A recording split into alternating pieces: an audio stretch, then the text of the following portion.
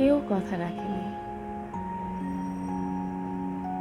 ৩৩ বছর কাটলো, কেউ কথা রাখেনি। ছেলেবেলায় এক বৈষ্ণবী তার আগমনী গান হঠাৎ থামিয়ে বলেছিল, শুক্লা দ্বাদশীর দিন পঞ্চমীটুকু শুনিয়ে যাব।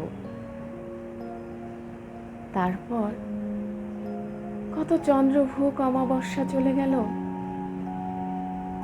কিন্তু সেই বৈষ্ণবী আর এলো না। 25 বছর অপেক্ষায় আছে। মামা বাড়ির মাঝি নাদের আলী বলেছিল, বড় হও দাদা ঠাকুর, তোমাকে আমি 3 প্রহরের বিল দেখাতে নিয়ে যাব, যেখানে পদ্ম ফুলের মাথায় সাপ আর ভ্রমর খেলা করে। নাদের আলী, আমি আর কত বড় হব?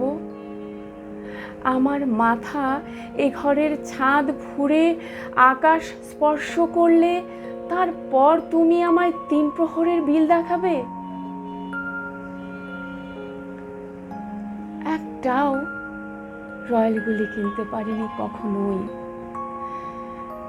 লাঠি লজেন্স দেখিয়ে দেখিয়ে চুষেছে লস্কর বাড়ির ছেলেরা। ভিখিরির মতো চৌধুরীদের গেটে দাঁড়িয়ে দেখেছি ভেতরের রাস উৎসব। অবিরল রঙের ধারার মধ্যে সুবর্ণ কঙ্কন পরা ফর্সা রমণীরা কত রকম আমোদে মেতেছে। আমার দিকে তারা ফিরেও তাকায়নি।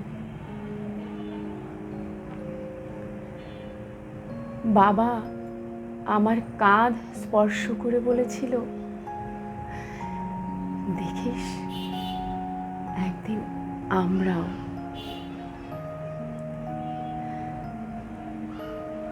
বাবা আজ অন্ধ। আমাদের দেখা হয়নি কিছুই। সেই রয়্যালগুলি, সেই লাঠি লজেন্স, সেই রাস উৎসব আমায় কেউ ফিরিয়ে দেবে না।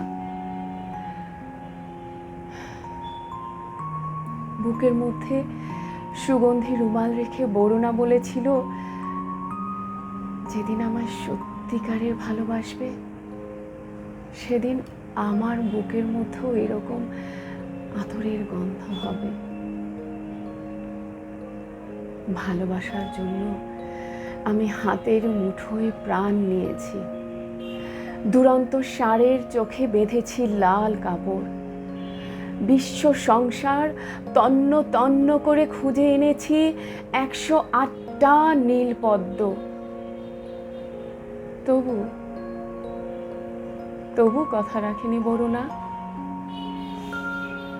এখনো তার বুকে শুধুই মাংসের গন্ধ। কেননা সে যে কোনো নারী। কেউ কথা রাখেনি।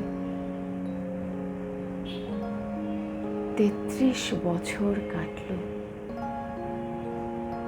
কেউ কথা রাখে না।